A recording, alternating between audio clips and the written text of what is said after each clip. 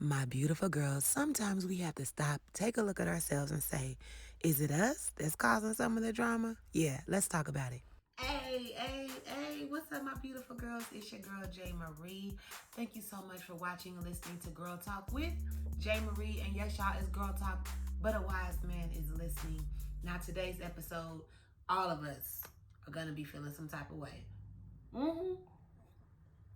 I'm gonna tell you right now, you're not gonna like me much, but I gotta keep it real with you because I love you too much not to.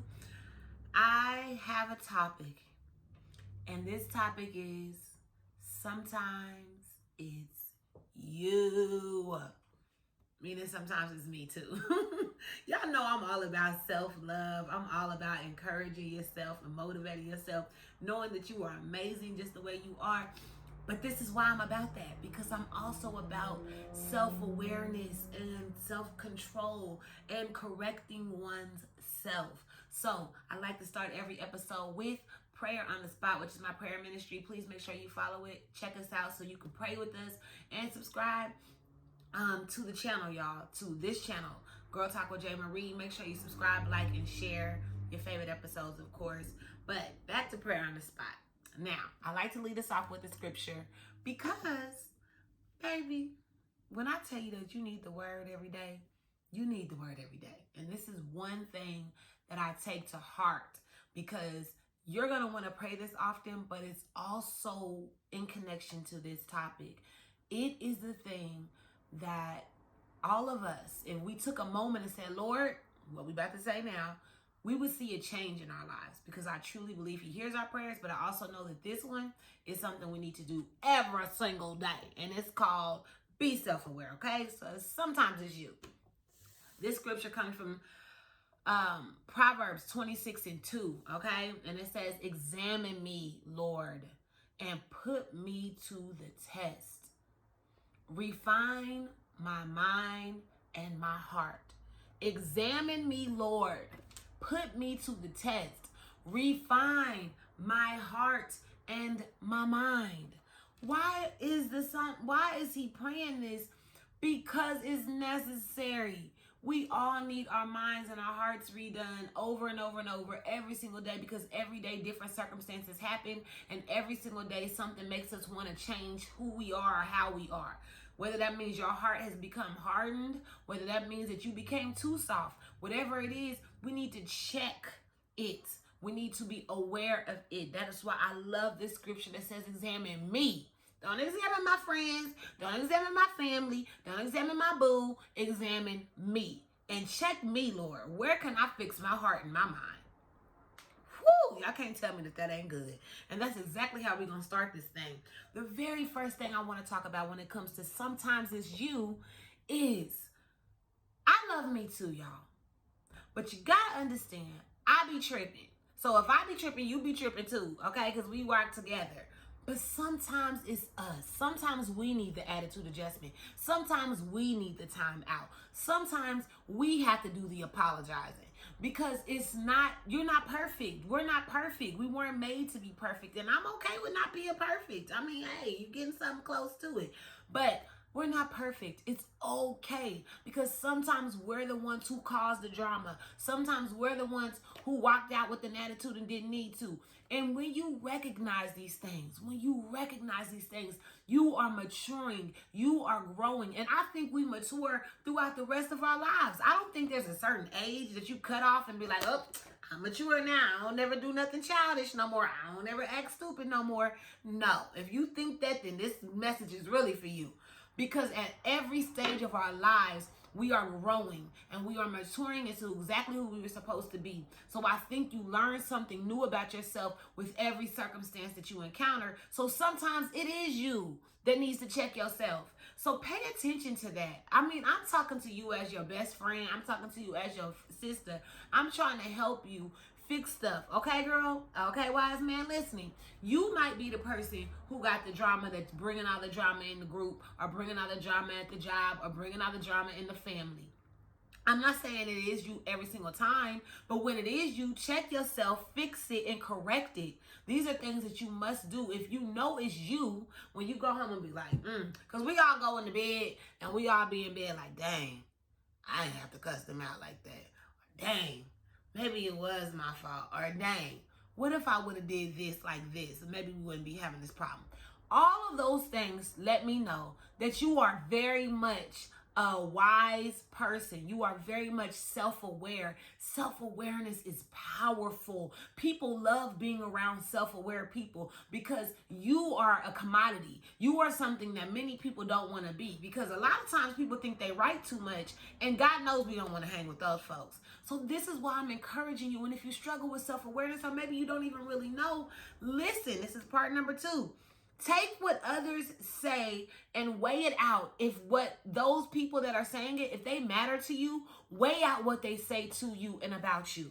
Okay? I'm talking about people who you have an established relationship, a great rapport, whether that be professionally, relationally, or platonic relationships, whatever those might be. If you respect that person, and if you know that person has never meant you any harm, if you know that person has never done anything to you to try to make you feel like you're less than, or you're not important, or whatever, you're not worth whatever, then I tell you right now, you might want to weigh in on what that person is saying. And perhaps there is an opportunity for growth. Another thing I like to call it, opportunities for growth. Because sometimes we want to get pissed off and walk away, and then we miss that opportunity where we could have grew up, we could have matured, we could have made it out of that stage. How many times has that been you? How many times have you avoided the conversation so much that you didn't even get the chance to change? So now guess what you got to do?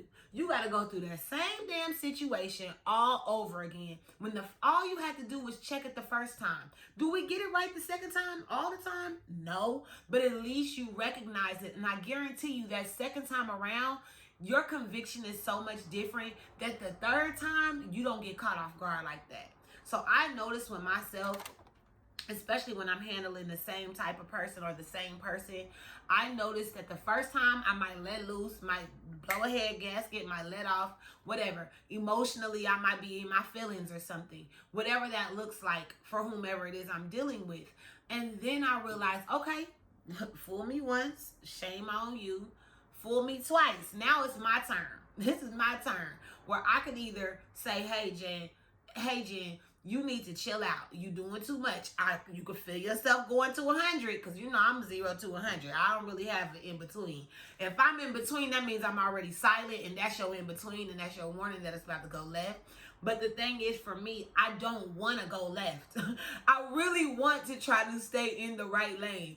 So I tend to recognize that the second time around. So if I acted a fool with one person one time, the second time they try me, I'm usually going to handle it a lot different.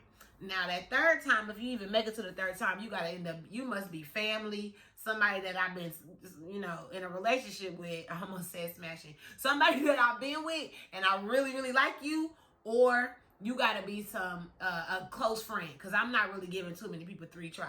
But if you get to number 3, then I know for sure that I have to address it in a different way. So me getting angry didn't work. The second time around, I still got mad or didn't handle it right. The third time around, it's either going to be a dismissal, or we both going to have to get on the same page. That's my come to Jesus meeting. That's when I say, look, now I'm acting out of character too many times with you. Either it's you or it's me. But again, I'm very much okay with admitting when it's me. And that's what I want you to take from today. Number 3, the last thing as we roll into it, make changes, okay? If you know that it could be you, if you know that it is you, make some changes. Change how you are acting. Just as we were talking about in the last point, I tend to cocoon myself, okay? I will get into a place of, I don't want to be bothered with nobody. And this ain't just PMS week. I can do this in the middle of the month, like just straight up. And be like, I don't want to be bothered because I feel like I'm popping off on people too much, and or people getting on my nerves because it's just happening at the same time. And sometimes it's the devil. I ain't gonna hold you. Sometimes he on assignment to try to keep you being like slashing and acting a fool and blocking your blessings. I don't like to have that. I don't like to have that spirit or that energy on me. So if I notice that all I'm doing is ranting and raving and getting mad often, I pause on everything. Like, pause. except for money. I pause on everything, and then I'm like, okay, hold up. I need to check what is going on inside of me. Did something happen? Am I upset at somebody that I ain't admitted to it? Am I sad? Am I feeling a little bit of depression? Like, what is it that's causing me? Is this an anniversary coming up? Because God knows I be feeling some type of way when I'm starting to deal with my daddy or my brother. Like, it never gets old. So, like, I really try to pay attention to my tude. Like, what is going on? I'm very emotional. So, and not because I'm a woman, because I'm just an emotional person. I have a lot of passion. So, if I'm passionate, whether I'm having sex or I'm passionate because I'm serving and helping people, I'm passionate about what I do. Okay, I'm passionate about my work. I want to do things well. So, if I notice that I'm getting upset too much, it's time for me to take a pause. And I move away and I separate myself and I make myself better on my own. If you can be on your own. Some people, isolation is not good. For me, isolation is necessary. I don't know. Is it over here? I got a little saying somewhere where it says my alone time is for everybody's safety. And that's the truth. Like, I need to be alone for the sake of you and everybody around me. So whatever that is for you that makes you feel a lot better and heals you so that you're better on the outside. Because sometimes it's you. As we talked about today, do it. Do what is necessary to make yourself better. Make the changes so you could be a better person in the world, because we need you, and more than anything, we need your kindness. We want the best version of you to be in this world, because there's so much going on. And speaking of so much going on, girl, talk about it. One of my favorite segments on the podcast. So, girl, talk about it. This week is hard for me. We found out after a couple weeks, actually, after it happened, that Anthony A.J. Johnson passed away at age 55. Now, we all just found this out this past week, right? This happened on September 6th, okay? He was found unresponsive in a store. He was taken to the hospital, pronounced dead. It is so sad. For those who don't know who A.J. Johnson is, if you black, come on now. This is Ezel from Friday. He played in Babs. He played in I Got the Hookup. He played in Minister Society, House Party 3, Players Club. Oh my God, one of my favorite movies in the whole wide world. And I mean, just a plethora, over 50 films and TV shows, the Jamie Foxx show, Martin. You done seen him on everything. He one of the funniest stand-up comedians to ever grace the stage. And it was, I mean, I was taken back. We have dealt with a lot of passing this year. So many people from our community have passed away, from the comedy side to the black folks. Like, we just losing some of our legends. And this is a legend. I grew up watching this man. He's so funny. And I was watching the movie. I just shared it before I even knew he had passed away, because I was just like, oh my God. This is so funny. And it was a black classic. And I'm just to the point where I just want to encourage you. Number one, please live out your life. Maximize your life. I say this all the time. Maximize your life. Don't be letting time go by and you just wasting your life away. Don't do that, because some people are not able to live their life. You should be living yours even that much more, especially when you lose somebody that you love. And another thing I want to say, please take care of yourself. Whatever you can do to take care of yourself. I have a group, Move Your Booties. I have a page, Move Your Booties. I say move your booties, and it's not male or female because I say booties. It's just important that we exercise. Heart health. Move your body. Exercise. Do something to take care of your cardiovascular health. It's so important, y'all. Go to the doctor. Do your physicals. I don't know what the cause of death was, but he was 55 years old. And I saw some post where it says it was a heart attack. Who knows? It could have been. My dad passed from a heart attack at 52. So, like, these little things are happening, y'all. I would love for you to please go check yourselves out. Take care of yourselves. I love you too much. I mean that. It's not worth somebody getting that phone call. Please exercise. If you need help, hit me up. That's what I do. I'm a coach. I exercise. I work people out. That's what my thing is. I take pride and joy in that. I take pride in eating right. If you need help doing that, I'm a motivator. Get somebody to motivate you, even if it's not me, but move your booties, exercise, heart health, and eat better.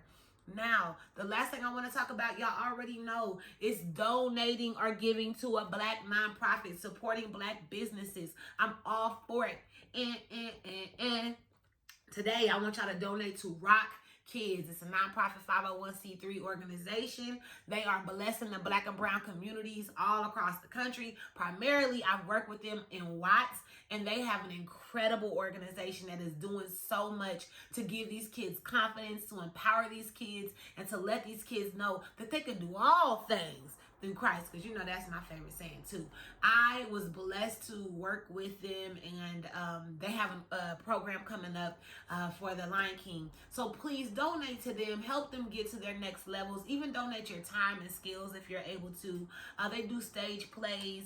They put on programs where the kids are able to show what they got. You know, if you dance, if you sing, if you rap, they get a little bit of exposure acting, which is what I'm going to be able to help with on this next project that they're working on. So I'm super happy. Shout out to Roc Kidz. You can follow them. The information is below. And last but not least, y'all, make sure you follow and subscribe. Check out Girl Talk with J. Marie. Thank you so much for listening every time. I appreciate it with all my heart. I love y'all so much. You got to remember, it is time for you to write your own happy ending. You're still alive, so get to writing. You got this. Oh, we got this. Oh, let's do it. Hey. I love you so much. Subscribe, like, share. Bye, y'all.